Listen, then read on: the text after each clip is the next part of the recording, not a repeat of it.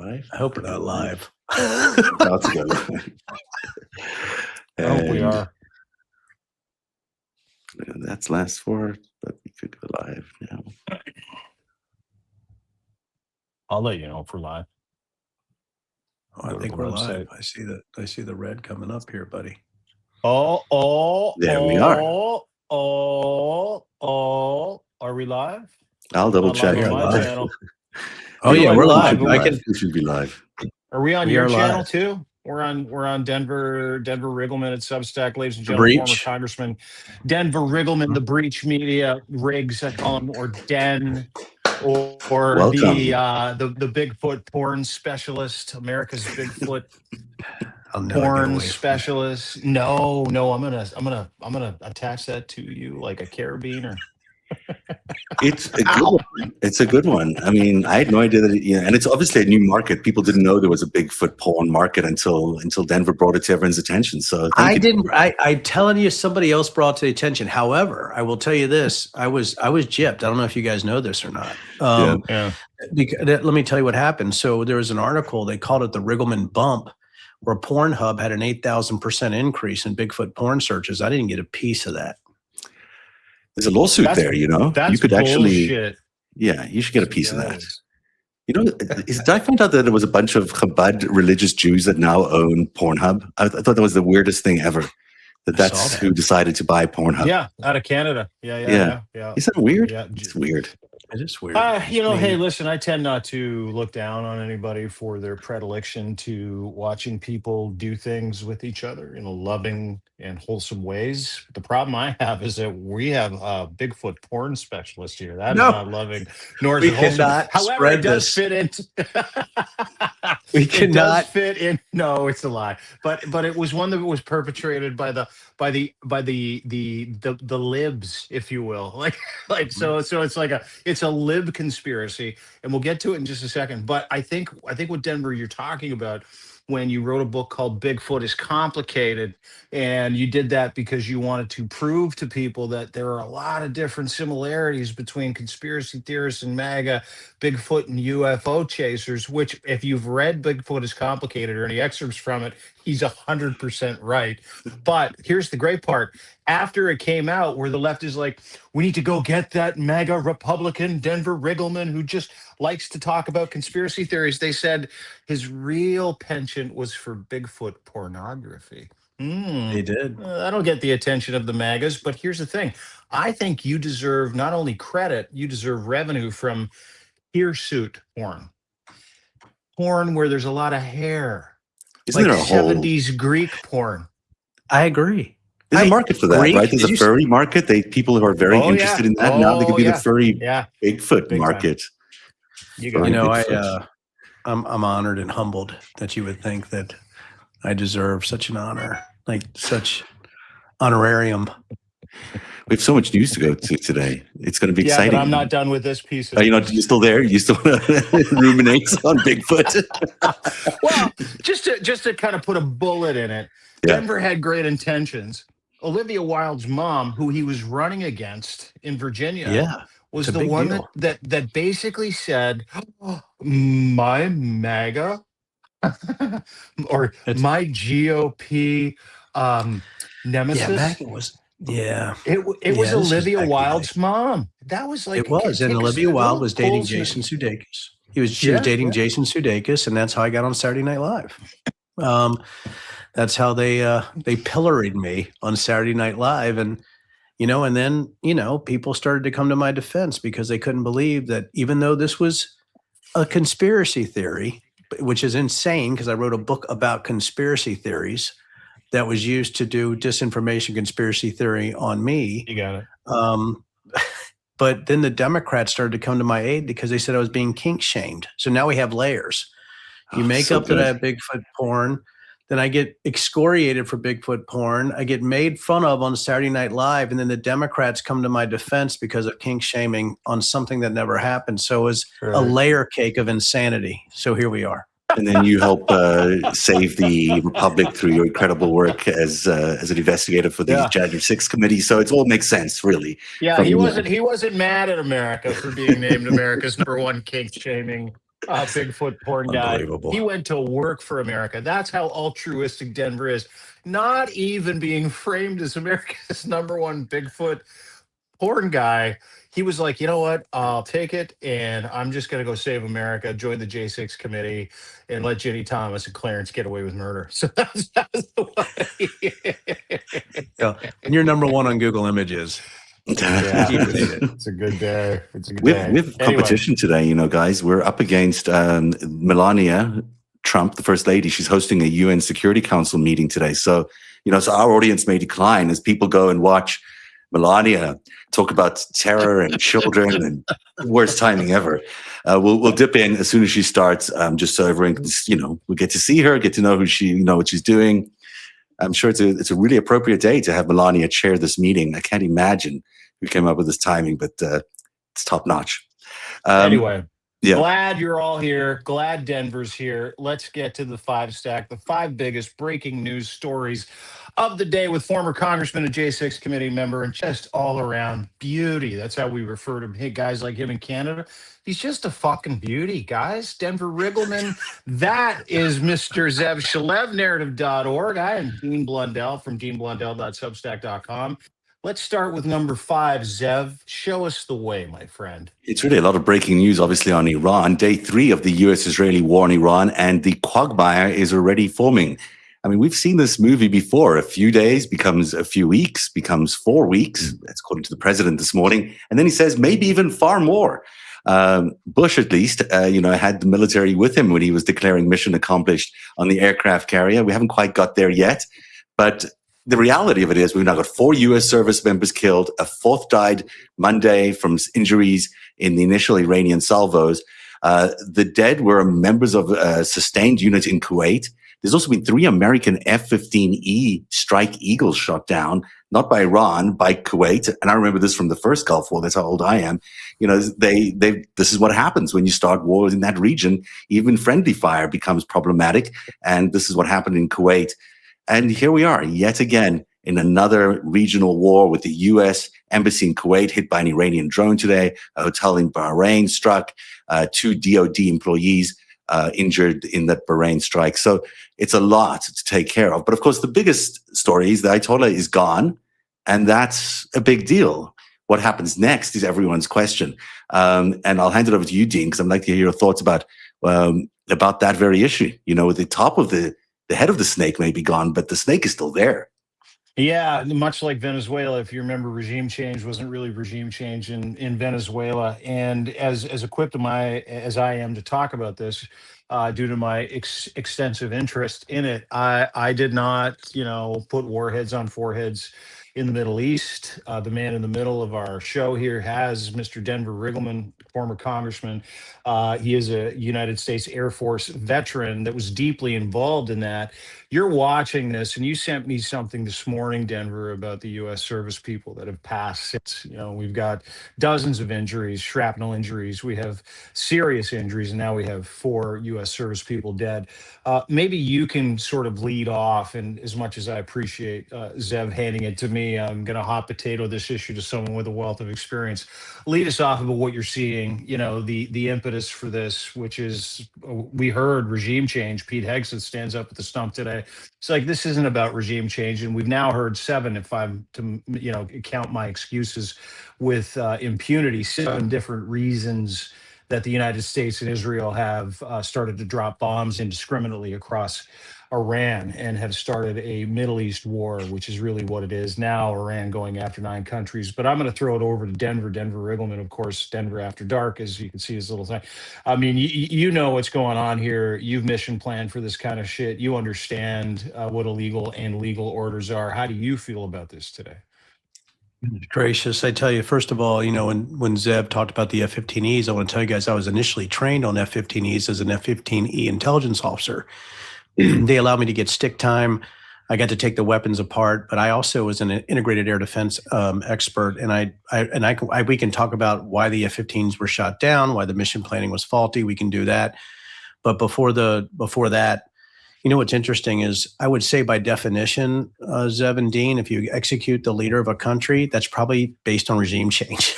I mean, there's not. It's a ludicrous statement to change to change your mission parameters right after you started. I think also when you're talking about those who have died, the 4 service members, I think you're starting to see this little ripple of anger. I've had text messages this morning from former B1 Bubbas and people who knew them, but also from individuals who I served with in other capacities. And they're like, they are not angry in any way or sad that Khomeini's dead.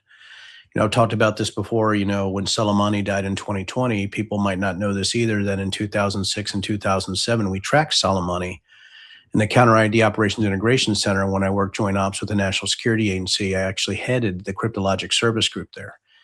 And, so the fact that Soleimani and Khomeini are both dead after what they did to our troops in Iraq, people don't remember that Iran actually did the resupply into Iraq for IEDs, improvised explosive devices. So I was part of that planning to try to stop that. And it was Iran that started with explosively formed penetrators, which were very lethal to American troops. All that being said, and the reason I'm talking about this is that right now, I don't know what the specific mission parameters are or how we get out of this. And I also think that they're fumbling and stumbling based on the fact that casualties happen so quickly. You already have, 3 planes that were shot down in friendly fire. You have issues with mission, and you have Iran, instead of specifically going after Israel, splatter bombing people from UAE to Bahrain to Kuwait, right? So I think what you have right now is a confused and incompetent administration that didn't know the mission, that went in for other reasons, most likely probably for, rationalization for stealing the elections or changing the election parameters. Number 2, personal gain for Donald Trump, right, based on what Saudi Arabia or what anybody who called him wanted at the time, including Bibi. I think the third thing was polling. I think you have this sort of this triangle, this chair that they thought that they could actually get over by bombing Iran. Now, again, it's a weird thing for me personally. Dean and I had talked about this. It's a very weird thing for me personally because I'm glad Khomeini's dead. I was glad when Soleimani died. But there has to be something where you separate the military, where you want to destroy this individual who killed Americans, from the strategic objectives of what's best for American citizens. That's called being an adult in the room. Yeah. And right now we have no adults. And I think that's the issue that I have with this whole operation. There's no exit strategy. We don't know why we went in. Obviously, I guess we didn't obliterate their nuclear program, but we have no nuclear program. We have Lindsey Graham saying there's no plan, and we have Ted Cruz saying there was no indication. Ted Cruz himself, no indication of any nuclear program advancements. So I'm not quite sure what the hell we're doing there right now. And if we're putting people in harm's way without a strategic objective, that's the fault of the government, and it's a disservice to U.S. citizens and those who give their lives or sacrifice their lives for our country. Yeah, I mean, there's obviously a lot of agreement on Khomeini. I mean, everyone wanted him gone. That's fine. He's dead, and no one's really objecting to that. But now we're in the grips of a quagmire again.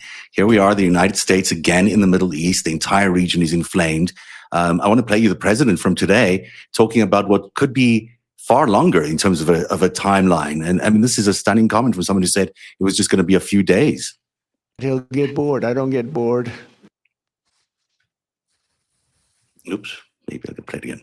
We have the strongest and most powerful by far military in the world, and we will easily prevail. We're already substantially ahead of our time projections, but whatever the time is, it's okay. Whatever it takes, we will always, and we have right from the beginning, we projected 4 to 5 weeks, but we have capability to go far longer than that. We'll do it. Whatever somebody said today, they said, oh, well, if the president wants to do it really quickly. After that, he'll get bored. I don't get bored. So he did actually say it was only going to be a few days. And now he's saying it's 4 weeks, possibly, and far longer is what he's talking about as well. That sounds like we're back in the days of Iraq and the first and second Gulf War, both of which sort of went astray. The first one was a little cleaner, but it's the same thing again, Denver. Well, and again, I don't want to dominate this segment. You guys, I'm sure, have a lot to say, but there's 92 million people in Iran. This is not Venezuela. This isn't even Afghanistan. Iran is formidable, right? With the IRGC, the Quds forces, it's formidable. We're never going to go on the ground there. So what is the objective? And if to get Iran to some kind of agreement to what? Is it another nuclear deal? Are we redoing the JCPOA that Trump didn't want and I actually voted against? Right, we can have that whole discussion. So are we now back to the JCPOA? What are we doing? And I think that's the issue when you have incompetence and sycophants and yes people around, the president is they don't know what they're doing. And yeah, here's the issue. I'm going to make a prediction. It ain't going to be 4 weeks. Yeah. Right. And now I think it's going to be longer, but I think there's going to be a ripple effect where this is back and forth for a long time now, because now you have infrastructure destruction going on within the Middle East. I mean, look at the Straits of Hormuz right now. What are we doing to do there? I mean, this is a big deal. If 20 to 25% of oil shipments are stopped, or you're talking about any type of economic flows to the Straits of Hormuz, what do we do then? What are you going to do? And I think that's the issue that we have right now is I don't think they know. And for them, it kind of works to go longer. Yeah, go ahead. Yeah, no, if I can, I just thank you. I appreciate that nice little lead in, and just to kind of tie a bow onto what Congressman Riggleman just said is, I don't think people understand the population density there. I don't think people understand the religious conviction of the people there. They're still attached to this regime. They've had 50 years to prepare for this. 50 fucking years. The Shah was deposed and sent out of that country in 47 years ago. Canada had a central role to play to bring a lot of those people back. If you remember the movie Argo with Ben Affleck, which really kind of detailed Ken Turner and Canada's role in bringing these people back out of Iran after the Shah at the time, and the Shah's son, who's the Prince of Iran now, he's literally living in the United States, and he's on a social media tangent going, "Bring me back, bring me back, bring me back," and then the Trump regime's on this social media tangent with him going, "The Shah's coming back. We're going to set those people free." But the problem is that beyond the social media and the perception of this that they're trying to use for obvious reasons, which is election reform in the United States, which we'll get to in just a second, which is to paint Donald Trump as a strongman who's going to put this, right in that center of the world, and the Middle East can be. Iran is now attacking 9 different countries in the Middle East. They're at war with 9 separate countries, and the U.S. interest in those 9 separate countries that belong to Donald Trump and the United States and the Trump regime. So when we sit here and we have this conversation about, what's going to happen and different predictions, and I side with Denver because his predictions are based on facts, not conspiracy, which is very fucking important, which is one of the benefits of being friends with a guy who, is an AI czar that understands patterns, that reads tech, that understands AI, but also has access to, what Donald Trump did on January 6th, whether or not it's text messages or whether or not it's emails, the entire plan. This is January 6th over in Iran. This is a group of completely unqualified fucking morons that are trying to do something that they have no idea what to do, and they've gutted the U.S. military brain trust over the past year. And you literally have morons doing the business of literal deathly professionals that take this job incredibly seriously, like Mr. Riggleman, Congressman Riggleman used to do. And so when we sit and listen to him explain to us what the issue is in Iran, and we have people going, yeah, well, we got rid of the Khomeini. Well, that's great. That's good.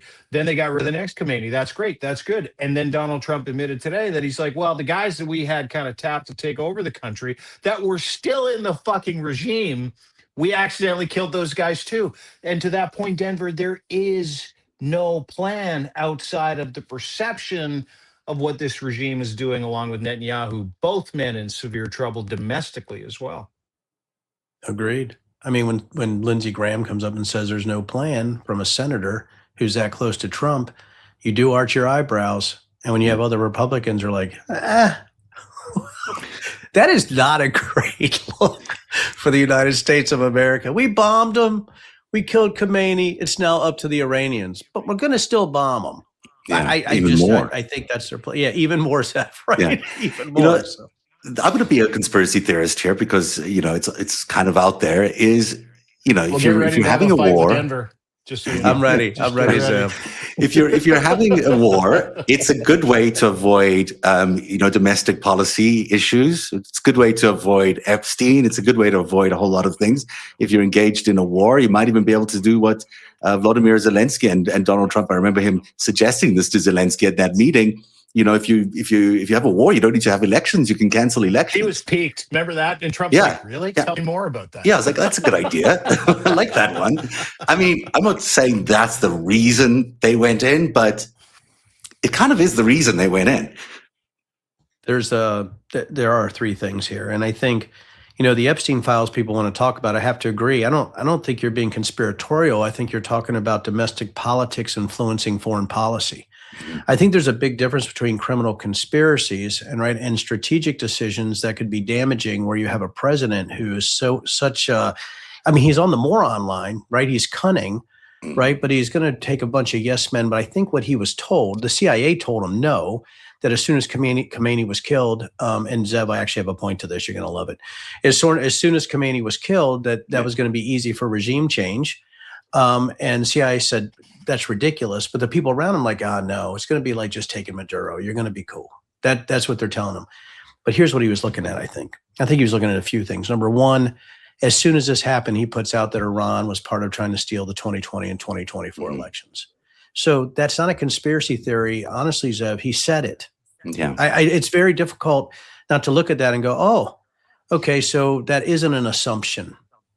We bomb Iran, and he said, well, yeah, they tried to steal the 20 and 2024 elections. Okay, that's a data point. That data point means to me that it looks a lot like what happened in January 6th when they talked about foreign interference to slow roll the elections, and then they put out a 17-page draft EO that talks about that exactly in the week that we actually bomb Iran. So, Zev, that's not conspiratorial. You have data points.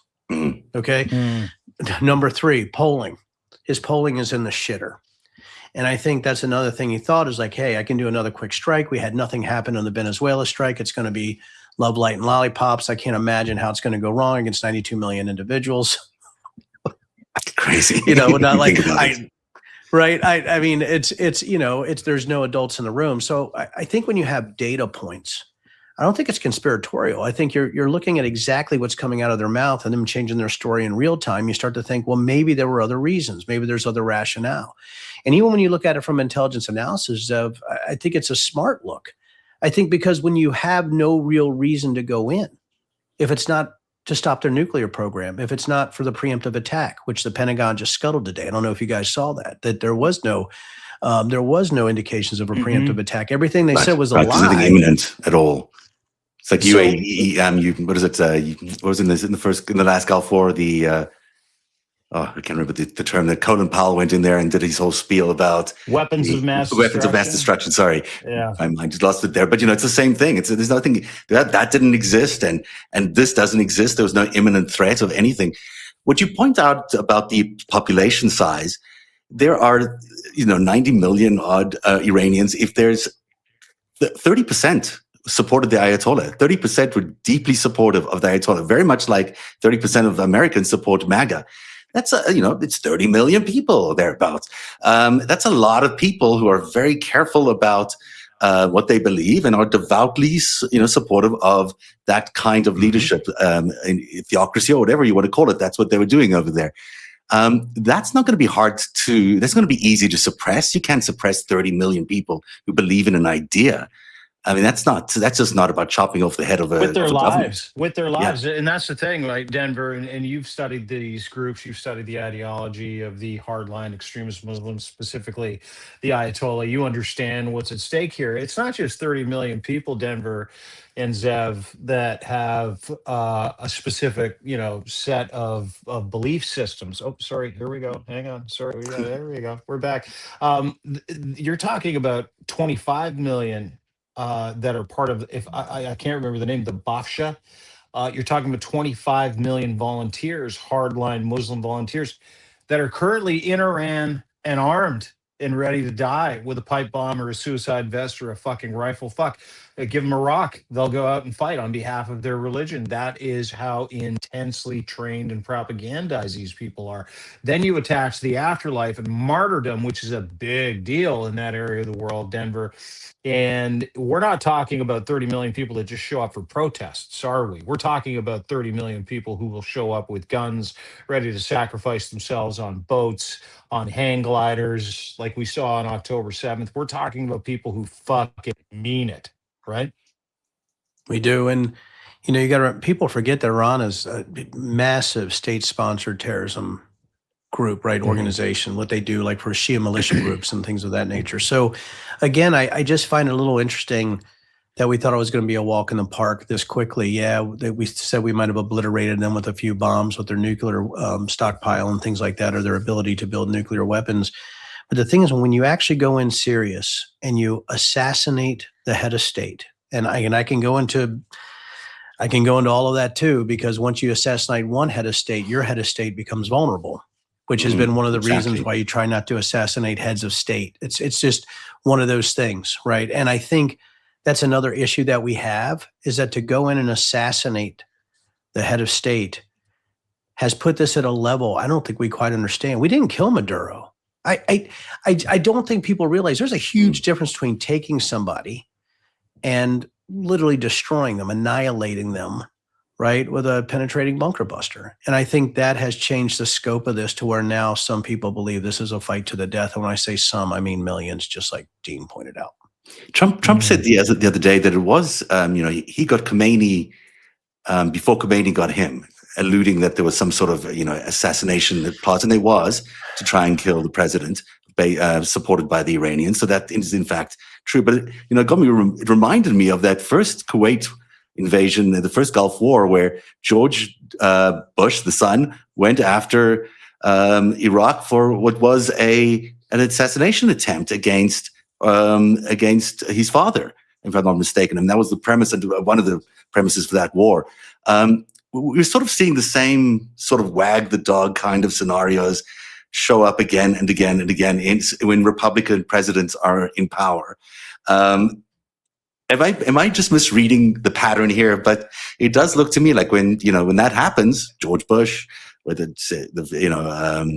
trying to think of where Donald Trump, of course, but in the other wars that we've been in, it's always been Republican presidencies that have led us into these wars, and they all seem to be led by some sort of wag the dog kind of scenario where you've got Israel or some other player helping them along in this decision to ignite a war. I think it's a great question. And I wish I was sitting in the room when they made these decisions, but they won't let anybody with an IQ over 80 in the rooms now in the White House. So, so I wish that, I could have done that. But I think what you're looking at, Zev, is you're looking for a search for a reason to do that, or some kind of rationalization, again, of why they attacked Iran. And it goes back to your original point, Zev. You thought you were sounding conspiratorial. It's just really difficult not to take exactly the words that they're saying and say, well, maybe they mean what they're saying. You only have the data points that the government's going to give you unless you're looking at data that's coming in from the battlefield, or you're looking at other types of leaked data, or you're looking at things of that nature, right? Or maybe source data that's coming from the media. You only have so much that you can pick and choose from. And so if somebody comes out, if they actually come out and they say, listen, he tried to kill me, I got him first. Well, it was about the nuclear program, or it's about a preemptive strike. And as you knock down all these other things, you're getting down to the base to like, well, why did we attack them? Well, maybe it's because Israel and Saudi Arabia gave me a phone call. Maybe the fact that we have that validated reporting, now we're starting to get data points like, okay, are we just a massive combat arm for MBS and BB right now? Mm-hmm. Is that what we are? I mean, and the fact is what he already did with Qatar, right, by enriching himself in Qatar and by the deals that he's making. And I don't know if you guys saw that Eric or Don Jr. just announced they're building another Trump Tower somewhere in Qatar or something like that. So you have all this happening simultaneously. So now you're taking these data points and you're like, okay, so is this about personal enrichment? Is it not just about the Epstein files, right? Is it not just, these weird things that you might come up with because they've said it, or is it not just about, these little things he's talking about right down the line with polling? Is it not about the proposed executive order for elections? Is it not about, are we talking about economic? Is it economic, right? Is he trying to personally enrich himself again? You can only go with what you have with the data that you have. But if the data is mismanaged by the federal government and they can't get their story straight, and think about what I'm saying here, they can't get their story straight, you would think that they would have a strategic objective, mission, and talking points all the way from the National Command Authority all the way to the combatant commands, where you have the press individuals doing the same messaging every day. This is why we're doing it. This is we're doing it. But now you have the Pentagon disagreeing with the White House. Their messaging is disagreeing with the DOD. That message doesn't really seem to be transferring to the combatant commanders. You got freaking our own airplanes being shot out of the sky. And now you're starting to think this looks like just a confused mess with somebody who made a chaotic decision based on some kind of personal predilection that we haven't been able to nail down yet. I think that's where we're at right now as you're talking about people that are sane. Yeah. Well said. Well said. Let me ask you a question too, Dan, if I can. You know, we talked, you showed us a little bit earlier, like foreign policy somehow always comes back to domestic issues, right? Domestic policy. We are literally watching an end run for 2026. We're watching the beginnings of an end run for 2028. And I want to talk about this 17-page memo that really fits into any sort of military goodwill that we might see for the Trump regime that comes out of this, depending on who's really happy, who's really sad that the Ayatollah is dead and the United States have actually attacked Iran. And then the tweet that he put out today to attach it to this memorandum, or the Truth Social post that he put out the other day, which said, hey, as you pointed out, Iran interfered in 2020 and 2024 on top of the other excuses. But there are real teeth that are put into this 17-page document, which you have in front of you, that you've popularized a little bit to help us understand what Iran means to the midterms and what Iran and what's going on in Iran, and this ridiculous notion that Donald Trump attacked Iran to help people or to safeguard the United States, because this is literally a point that you brought up the other day when we were chatting, and this 17-page memo that you have in front of you. Maybe you can shed some light on that memo that helps us understand how this affects what Donald Trump intends to probably do to Americans in the United States because of what he decided to do to Iran the other day. No, and talking to you and Zev, you know, it's almost to the point I feel like I need a 6-week course on the translation from the 2021 conspiracy theories to foreign interference election pipeline to the day. You know, it's so, but it's actually sort of easy. You know, in 2016, Roger Stone started this whole stop the steal stuff because they thought they were going to lose to Hillary Clinton. That's really where it started, right? That there was foreign interference in the elections and it had to be China. China's been sort of this thread throughout this whole thing until we got to the Venezuela Maduro stuff. I'm sorry, the Venezuela Chavez stuff, the broken algorithms. But I don't know if you guys remember the Italian satellite conspiracy theory. Oh, yeah. So was it Italy? Oh, yeah. Or was it the Chinese servers? Yeah. Was it Chinese servers? Do you guys remember the German server farms? Do you remember that they were going to attack the German server farms in Germany? Because that's right. Actually... Yeah, I know, Zev. I bring up these people like, oh, wait a minute. Yeah, it's Italy, it's China, it's Venezuela, it's Germany, right? And by the way, do you guys know there was an Air Force general named Thomas McInerney, 3-star general, and he said it was an NSA secret program called Hammer's Scorecard. That's actually what it was. But you know what? It was the deep state and the globalists that were actually manipulating that. So it could have come from China also, or you know what? It could have come from Russia too. Right. So now we have China, Russia, NSA as part of it. Then they talked about CIA, right? And that the CIA was really behind it because they were trying to cover up the death of Osama bin Laden because it was actually a body double. Donald Trump actually retweeted that. So these are just some of the conspiracy theories that you have out there. And my God, my head's exploding. So by the way, there's this executive order called 13848 that was signed September 20, 2018. That was talking about foreign interference. That was actually built because they said Russia tried to come in on the 2016 elections. I even know the two professionals that helped in the writing of it, Chris Krebs and Miles Taylor. Right. So here we go, right? So this executive order, 13848, that was one of the reasons they thought Pence should object to the electors. Wow. Right. And now this is after all the conspiracy theories, guys. If I go through all the conspiracy theories, this is a 5-hour show and we don't have time to talk about Chinese bamboo ballots right now. Okay. So, all right. So anyhow, so then after there was a meeting in the White House, December 18th, between 3 major people and some others, right? Patrick Byrne, the CEO of Overstock and the Nutter, right? Yeah. Mike Flynn and Sidney Powell. They were snuck in by a guy named Garrett Ziegler. Garrett Ziegler being the guy who released the Hunter Biden laptop contents and said that Hunter Biden is the right. It's all the same folks, right, guys? Yeah. Anyway, we can go into all the conspiracy theories and the nutters out there that are grifting and making money and mining the ignorant. And now we have all this bizarre stuff going on in our government. Anyhow, Sidney Powell builds a draft executive order on December 20th that generalizes, makes it easier to seize voting machines and have military come in and take over voting. They thought they could do that with the original executive order signed by Trump. Well, guess what? There's a new one. They're going to call it EO 14248. Here it is. And these 17-page executive order talks about China and other things stealing the election, but I want to read you guys some chilling sentences from the first line. I created Executive Order 142848 that, among other security measures, initiated review of voting machines and voter rolls, which underscored severe threats and the need for emergency measures.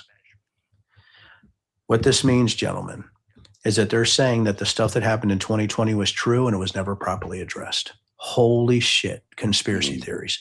They're saying the conspiracy theories of 2021 are the reason for this document because the elections were actually stolen. It gets worse. Why they're doing this constitutes an unusual and extraordinary threat to the national security and foreign policy of the United States. It gets worse. Since the inception of EO 13848 in 2018, federal and state oversight, including the judiciary, has been unable to effectively mitigate these remote election threats and secure the electronic election infrastructure. Guys, this is absolutely nationalizing the elections. Now, if you look back through ballot creation and casting and voter eligibility, you're like, well, it doesn't sound so bad until you read it. And then you start going through this, you're like, guys, there's 17 pages of changes in provisional in-person voting, absentee ballot request processing, absentee ballot return delivery, absentee ballot processing, provisional absentee ballot processing, vote counting, precinct results reporting, county results reporting, certification, ballot custody chain, transparency and verifiability, election challenges, additional security measures, and then remedies to remove emergency status. This really does come down to what Putin allegedly told Trump. You know, it's not who voted for you, it's who counts the votes. And who counts the votes. It's who counts the votes. This is chilling what you're saying, Denver. This is a EO proposal being circulated by activists, I guess, is what they're calling them. It's not yet. Well, it's actually a guy named Peter Tipton. Yeah. There's a guy who went to school with Trump. He was an attorney. But what's interesting is that Trump goes, well, I never heard of this. Well, he's the same guy who said he never heard of Project 2025. And now he says that's sort of the guiding, light of his administration with Russ Vought and those kind of guys. So again, the fact that this draft executive order was leaked and the fact that the fact of was leaked to major multiple publications is indicative of them seeding the ground, right, to let people know that this is the direction that they're going. And this helps their far-right influencers start to seed the ground also. And that's why this is exactly the same playbook from 2020 and 2021 in the stolen election conspiracy theories. That is really chilling. I mean, there's no other way to look at that. I mean, and there's also very little that's going to stop them. I mean, if you think about it, there's not not enough votes in the House, I don't think, to stop them. And there's really, the courts are the only thing that could really put an end to this kind of fantasy dream or fever dream that they have, that they can somehow steal the elections again. But let's be honest, they were successful before, twice now, as far as I can tell. Are they going to? Is the pattern going to change now? It's not really going to change. Well, I think there's two things here, and there's courses of action. And again, I try to be very specific. I'm not quite as exciting some days because I do the courses of action. It could be they release this just to chill people, to disenfranchise voters. Number two, what I tell people, it's not about all 50 states. They only have to target certain swing districts and counties, right? They can say it's just this county in Michigan. It's just this county in Arizona. It's just this county in Georgia, right? Everything else is great, but the Chinese were in here. They were all over here. They weren't over. They were over here. So I think that's the issue that I have, but I don't want people to panic. Like all of a sudden we're going to have, some military individuals at picket lines, or you're going to have DHS or ICE, but there's a possibility. And that's what they wanted when they wanted Pence to object to the electors. And I tell people that all roads led to Pence when they failed in their court challenges. Sidney Powell and the Kraken lawsuits. That's why there was so much pressure on Pence, because if he objected to the electors, we were in the worst constitutional crisis since Civil War. There's no way around it. I think what they're trying to really, I would say, penetrate into the psyche of U.S. citizens this chaotic look at what's happening to elections, and that with the SAVE Act going the way of the dodo, this is actually the next. So just like the Kraken stuff failed and they went to Pence, the SAVE Act is going to fail. Now they're going to draft executive orders, and so it's this. Zev, my mind is just like all the same thing. Yeah, it's the same freaking pattern, and it's. They came so close to succeeding the first time, but now there's no checks or balances on the president. There's no more of the lawyers like Cipollone or Hirsch surrounding the president to talk any type of sense to him. It's just nutters. So I don't know how that's going to look. The electorate's not behind them. I mean, clearly we're seeing that they don't have the support. The polling has been terrible for the Republicans, and tomorrow will be a bellwether. I mean, tomorrow, what happens in Texas tomorrow will tell us a lot about what's going to happen in November. And then we're jumping ahead here in the countdown because we're not really doing a proper countdown today. But do you want today? It's. Oh, I didn't even hear what he said. I think Dean just frozen on us, Dean. Yeah, Dean just froze on us. But so hopefully you'll join us back in just a second. So just this is a huge election. The potential that a Texas seat can flip to Democrats would be a huge deal. The fact that Texas may even flip is a huge deal. That must be terrifying, this president. And a president who would do almost anything, including sending in everyone he did on January the 6th for that insurrection, is likely to do almost anything again. And he's partners in Russia, and he's partners in Saudi Arabia, and he's partners in Israel, will support all sorts of crazy stuff along the way. And when you're in a tinderbox, like we are in the Middle East with all this, with a war going on, anything can happen. Anything. And, I find it interesting, Zev, the fact that you said that, I find it incredibly interesting that that when we're looking at the downflows, right, with the polling and things like that, I think their internal polls are worse. I think that's why you're seeing the nuttery going on. I've had polls where polls came out when I was running, and I'm like, oh, look, I'm up 17. Oh, yeah. And then our internal polls are like, no, we're not, D. we're up 5, right? We got to work, right?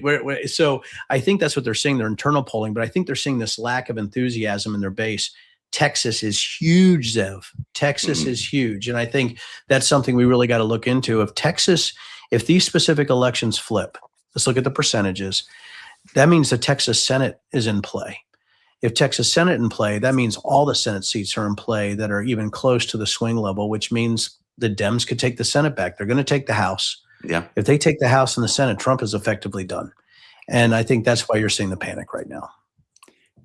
Can I throw another conspiracy thing? Sorry, Dean, do you want to jump back in here because you? No. You go ahead and throw a conspiracy thing. Well, because the one thing that I'm sort of knock those down. Because I remember in doing all this research around Trump and Epstein and the whole Iran-Contra affair. Now, it's not a surprise that we're back with Iran all these years later. And this whole thing really started, if you're looking for a beginning point of the Trump-Epstein network, it was the Iran-Contra affair. It was Khashoggi, and it was Maxwell, and it was Ari Ben Menashe, and they were busy selling arms to the Iranians, which they weren't meant to do, and exchanging arms with the Contras for drugs and whatever. That was the whole scandal. And yet here we are yet again at the conclusion maybe of this whole story, and it's Iran again. Is that weird? Is that just or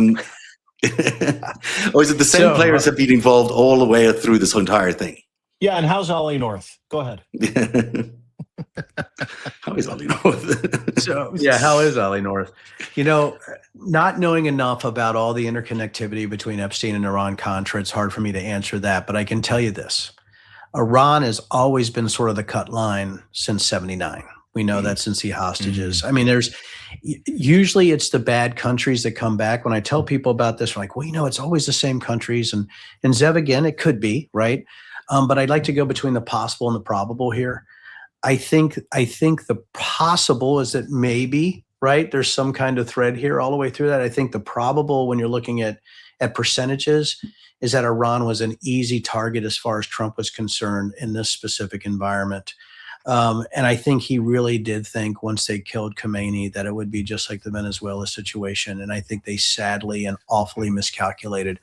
And It always comes back to Iran. It always comes back to same countries that are state-sponsored terrorist countries, like Iran. And I think Iran's been in the wheelhouse since '79. And I think really it looked like a target of opportunity after he said he obliterated their nuclear program. And then when he had Israel and Saudi Arabia call him, maybe there was some backdoor deal we don't know about that incentivized him to do so, and that's why he did it. I think that's maybe more likely. I have a question for you too. I have a question for you because, in terms of it being more likely, like I don't think Donald Trump has the scrote to go after Iran to cover up what he did 50 years ago or 45 years ago. I just don't think he does. But I want to talk about the goodwill that comes from this, from many different areas of the world, knowing that the Khomeini's dead, knowing that the IRGRC is being attacked, knowing that, a hardline, dictatorial, murderous regime is getting its ass handed to them by two countries that have said in the past, that we're here for democracy, and I know that in Israel, Netanyahu is to the Israeli people, the Jewish people, what Donald Trump is in the United States to Americans. He is looked at as a dictator. He is looked at as, pardon the word, but a fascist, an authoritarian who's trying to skate on other issues that he has. Donald Trump is doing the exact same thing. So to me, this is a crime of opportunity for Trump and Netanyahu. But I want to get to something that you said earlier, because the New York Times, Wall Street Journal, say what you want about the ownership of both of those rags, but they put out some pretty interesting reporting recently, to your point, that said, hey, Saudi Arabia, MBS, was lobbying Donald Trump to attack Iran. Netanyahu was lobbying Donald Trump to attack Iran. And as most things, if you know anything about Donald Trump, usually the last person in his ear to tell him what he gets from any kind of action is the person that wins, right? And I want to lean into that a little bit, Denver, because it's hard to explain to people. I was talking to Lev about this earlier. And, for Iran to be at war with traditional allies, traditional religious, military allies, cultural allies right now, and then to find out that MBS has been in Trump's ear to go, hey, go attack those guys. To find out that Israel has been in Trump's ear is less, revelatory in this list of people that have told Trump, hey, do us a favor, take out the Khomeini and take out Iran. But those are the reports that we're getting. Can you kind of cascade that for us and explain it if you can? I can. It's interesting when we talk about data points and the difference between conspiracy theories and criminal conspiracies. I think there's a big difference in those. So if you have data points to prove one thing, that could be a criminal conspiracy, right? If you're talking like I got abducted by an alien Bigfoot, that's a little different, right? That's an extraordinary claim that demands extraordinary evidence. So if you're looking at what's going on, what's the past performance on Trump? The Cutter jet, right? New Air Force One. How about all the real estate deals? How about his personal enrichment since he's been, $3 billion since he's been president? That's increased as well. You beat me to it, Zev, right? I was going to go, then you have Kushner, right? Well done, right? Then you have Kushner and you're looking at, so he has these family deals and specific deals that deal with him, with the Middle East, where he's enriched himself and his family. And now you just have the last real estate deal just actually announced by his family while he's president. Oh. So I guess I would be less surprised, Dean, if this wasn't for personal enrichment, right? And it was actually for the American people, right? It's because that is the data. That is the past performance. This is a man who used the United States to enrich himself. That's what he does. But why do the Saudis want Trump to attack Iran? Like, that's the question I would have for you. To attack Iran? Well, you're talking about actually oil refinement also, and you have the Straits of Hormuz. I mean, Saudi actually having a say in what's going on in Iran. Are you kidding me? Plus, you also have the Shia-Sunni issues. I don't think people really, there's also so many religious issues, but it's actually economic. It's always about the money, right? So this is about the money. So it's going to be refinement. It's going to be oil. It's going to be control. It's going to be geographic control. This is about Saudi being the big dog in the Middle East, my friends. Yeah, and Iran was supporting the Yemenis, the war on the other side of the Yemen for the Saudis were fighting against. So that was a big issue for them too, and really upset them. So that's another factor. But it's interesting another factor. Yeah. So I guess I'm not that surprised that we're here. We have a transactional president who values what happens to him first. and he's been able to paint that in some kind of "Make America Great Again" with a huge voting bloc that believes the propaganda and disinformation. Sadly, I have 1 minute or 2 minutes before I do have to go to my 4 o'clock, and I apologize to both of you. I would rather stay and do this right now. It's so much fun. But, so I think this is about about geographical control. It's about economies of scale, but it is about, I think, personal enrichment of certain individuals that might be involved in this bombing of Iran. Shocker. Denver Riggleman, ladies and gentlemen. I need everybody to give him a follow. He's got to go. Sadly, one this of was the awesome. Great. Yeah, dude, I fucking love having you here. I mean, where else do you get someone who's put warheads on foreheads in Tora Bora to explain to you how this whole thing fucking works, right? Like, and No, you guys are brilliant. Someone who knows the people. Now, dude, you are too. And I want to thank you so much for your time. You get out of here and go do the real business. Thank you, gentlemen. And it was an honor so much, Denver. today. It's awesome. Thanks for being here. I got you. Denver, former congressman, leading the show right there. So nice to have someone like him on. And he's so smart. Isn't it great? Yeah. Well, really smart. like, listen, one of the things that, like, we can chop it up here all day long. And I love, like everybody else, I love the attention. I love the fact that we have so many people that rely on us for information. But one of the things that's really important to Zeb and myself is that we bring stakeholders and experts into these conversations. Like, we can sit here and talk about the morality of an issue. We can talk about the logistics of an issue. We can talk about the conspiratorial aspects of any of these issues. We can do that all day. But to center ourselves, we got to be around people who are fact-based, people who understand the rules of engagement, people who have done that job, people who have trained people on F-15s, B-52s, to Denver's greater point, people that have put warheads on foreheads of people like we're seeing happen in Iran for the United States of America when its reputation was golden and solid.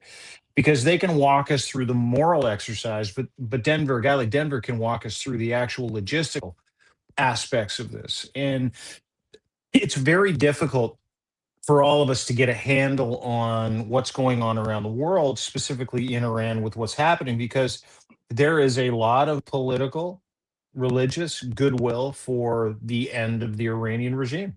Yeah. There is. And it's hard. No one's going to argue against that. It's just no one likes the regime. It's been a burden to the world. It's been a terror sponsor. There's nothing good that happens out of the Iranian regime. No.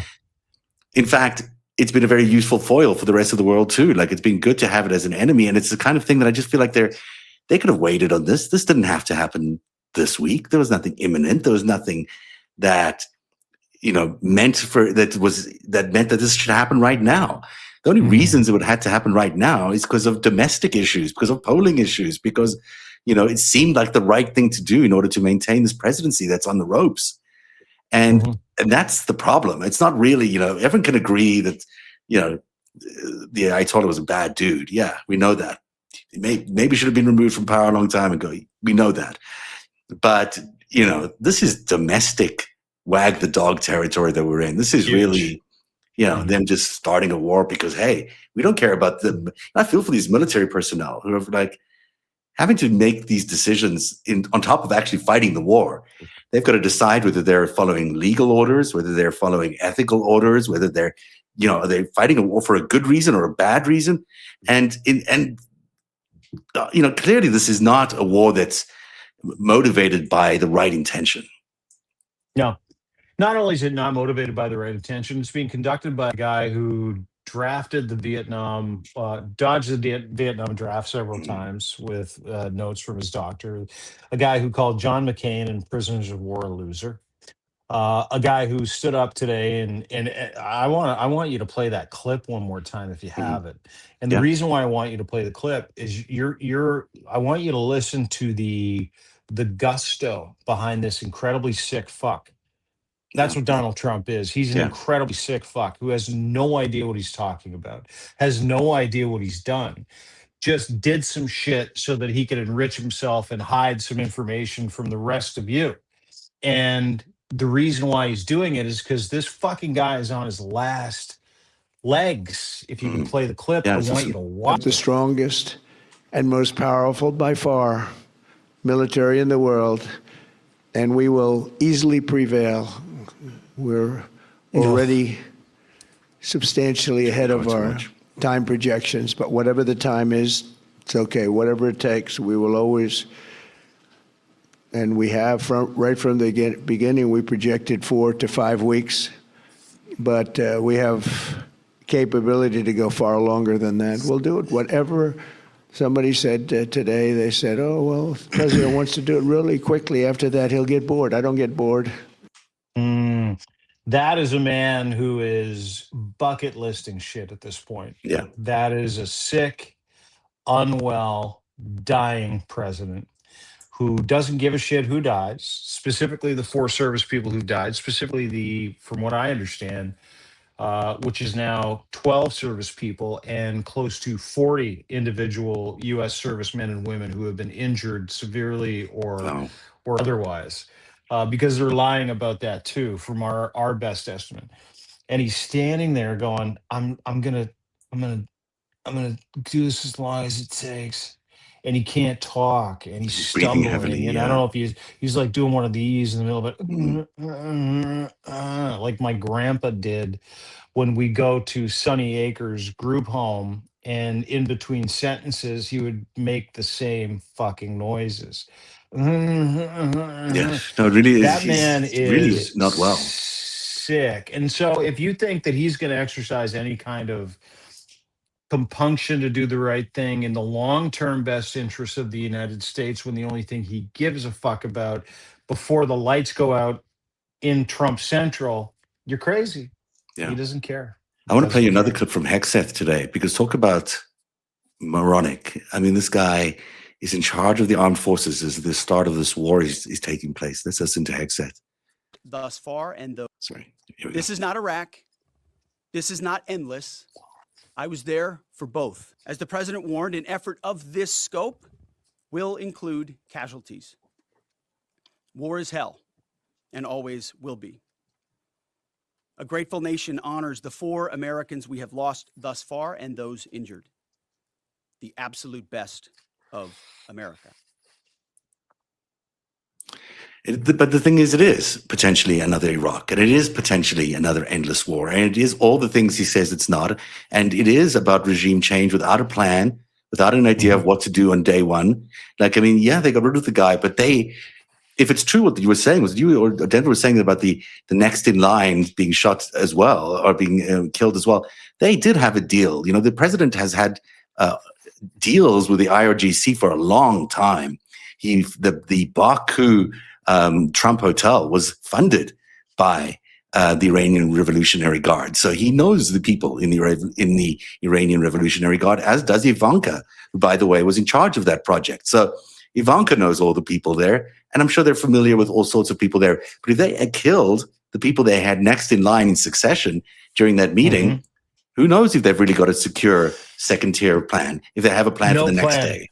They have no plan. And that's the whole point, right? Like, you know, the news that we're getting today isn't that they just like fucking decapitated the IGRC.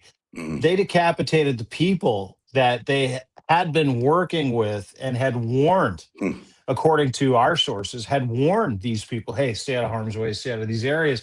And they killed them too. And Donald Trump was asked about that today. He goes, yeah, the people that we tapped to take over Iran, we killed them too. So we don't know what the plan is. And then Lindsey Graham today came out and he's like, there's no plan other than awesomeness, guys. We're so awesome. We're showing you our awesomeness. And everybody's sitting around here going, really? You just legitimately opened up generational terroristic trauma. Yeah, absolutely. And those 30 million people, 25 million people. Every asset of the United States in the region and at home. And let's talk about sleeper cells. You know, we saw something happen in Texas yesterday, 2 days ago. Yeah. There's a mass shooting in Texas. Guy is really pissed off at what went on in Iran. If you think that's the only sleeper cell out there, you're crazy. That's what that guy was. And it's not just in the United States. These Iranian sleeper cells have been practicing and getting ready for this for 47 fucking years, since 1979. Denver pointed that out. This isn't just about what goes on in Iran. This is about what goes on around the world, because like most countries who hate the West, who hate democracy, who hate capitalism, who use, you know, Muslim hardline bullshit to go and propagandize and radicalize people to stick pipe bombs up their assholes and or put on vests to walk into fucking medical clinics to explode those. They've been working at this for 50 years. Do you know how fucking unprepared the West is for this? Do you know what he has done? Yeah. Every major Western country city is going to be a target, not just for sleeper cells, but for anybody in any group of hardline Muslim, propaganda, any radicalized group around the world to go after assets that belong to the West. This isn't just about going after Donald Trump's assets in the Palms or in UAE. No, we're seeing it every going day. after American service They're people taxing the in bases, fucking all of Bahrain. them. Absolutely. This is about how do we fucking kill anybody who believes in capitalism today. And what a So Donald great Trump way. just hasn't opened up the United States to this. He's opened up every other country to this as well. What a great way to harm America's reputation if by luring them to another war in the Middle East. I mean, I can't believe we're actually seeing the same play again. But for Israel and for Russia and for a variety of other forces, Saudis as well, this is perfect. This is exactly what they intended to do when they got Donald Trump elected for the first time. And now the second time, they wanted to draw him into yet another conflict in the Middle East, because you know what?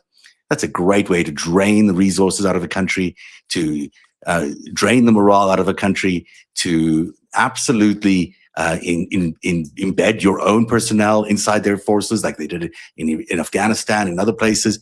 This is a gold mine for any Middle East country that is going to be coming to America for more support for their military bases in Qatar or Bahrain or wherever it is that they need those military bases. It'll just be a drain on the American economy in the same way that the second Gulf War was, the same way the first Gulf War was. I mean, this is just going to be another way for the Middle East to get richer while Americans lose blood on the battlefields in the Middle East. And that's just the reality. It's the same playbook over and over and over again. Yeah, and that playbook is a mirage, right? How do we create these mirage? And I was reminded of that this weekend, and I think a good place to end the 5-stack, even though it was like a 2.5/3 stack today, so everybody can get on with their day. And I put a post about it. I was listening to the Beastie Boys this weekend. I was running around the house, and Sabotage came on from Ill Communication, one of my favorite albums of all time. And the lyrics made me stop with a Swiffer in my hand, literally. And I'm like, oh my God, these guys are talking about Donald Trump 30 years before Trump. I'm going to read you the lyrics. And this is really fucking prescient shit. It's really important. I can't stand it. I know you planned it. I'm going to set us straight this Watergate. I can't stand rocking when I'm in here because your crystal ball ain't so crystal clear. So why you sit back and wonder why I got this fucking thorn in my side? Oh my God, it's a mirage. I'm telling y'all, it's sabotage. So listen up, because you can't say nothing. You'll shut me down with the push of your button. But yo, I'm out and I'm gone. Now I'll tell you now, I'll keep it on and on, because what you see, you might not get. And we can bet, so don't stop. Don't get souped yet. Scheming on a thing that's a mirage, I'm trying to tell you, it's sabotage. Let me read those last two lines again. Scheming on a thing that's a mirage, I'm trying to tell you now, it's sabotage. MCA, Ad Rock, Adam Yauch, all these guys. They're a group of Jewish rappers from Brooklyn who understood that the government was not their friend. Same with the guys from Rage Against the Machine, Tom Morello, Zach De La Rocha. They understood that. Through music, we kind of are starting to understand, and I think a lot of people are rediscovering these songs as anthemic. This is a mirage. What you're being fed, the fact that they want to push that button to shut you up, the fact that, they're trying to sabotage the United States, your relationship with Canada, your relationship, your reputation. It is on. The Beastie Boys called this fuck in 1994.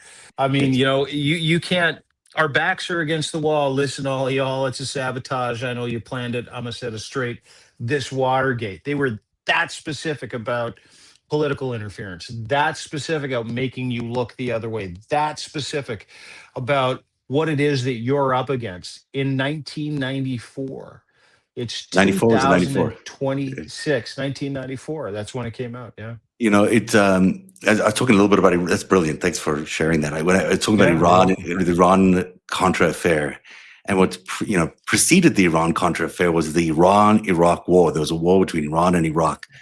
And Israel and America decided to sponsor both sides of that war. That's the reason for the Iran-Contra affair.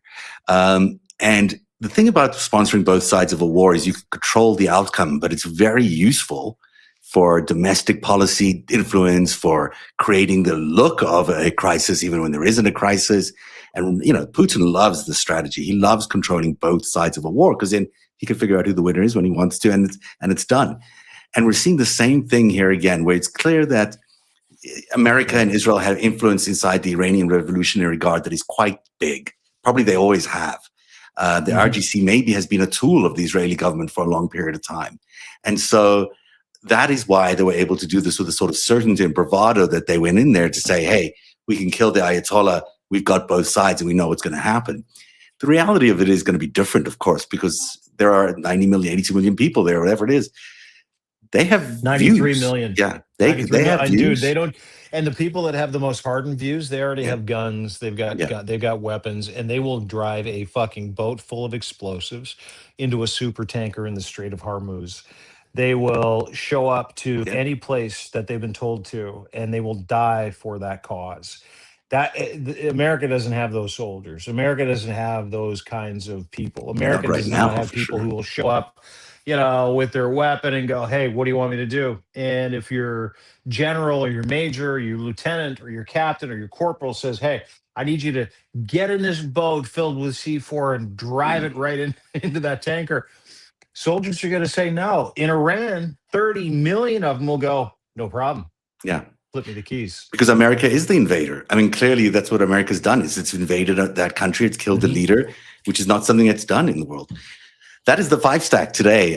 Thank you for being here. It's been a show dedicated to the Iran war, but it's certainly try to touch on some of these other things. Dean, your coverage this weekend was phenomenal at deanblendell.substack.com. Watched a lot of it. And your reporting about the Beastie Boys, I got to say, that story is phenomenal. And everyone can check it out at deanblendell.substack.com. It's really, really good stuff. Greatest anthemic song for 2026, Beastie Boys, Sabotage. I know you planned it. I'm going to set it straight. This Watergate, let's set this straight together, everybody. And don't forget, go to narrative.org today. My friend Zev Shalev, it's Zev Shalev time. I think that's what we have to say. It's Zev Shalev time. And when I say it's Zev Shalev time, my friend Zev has been on this heater for 10 years, quietly, privately, reporting about Epstein. Not just reporting about Epstein, but reporting about all of the things that go into where we're at today.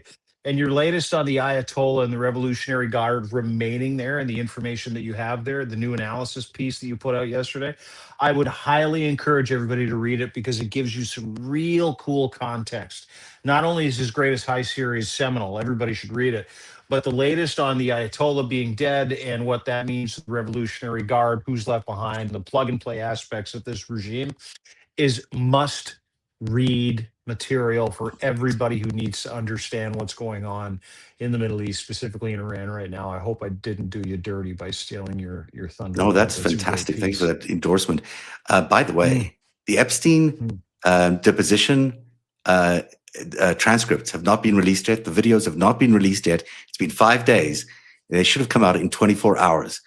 And I know that's going to be an issue you're going to pick on at deanblendell.substack.com. There is something going on with what they've done with these transcripts, and where are they? Why aren't we hearing from Bill and Hillary Clinton directly from them in an unedited way about what they said about Donald Trump? And that was all interrupted by an attack on Iran and the death of the Ayatollah Khamenei.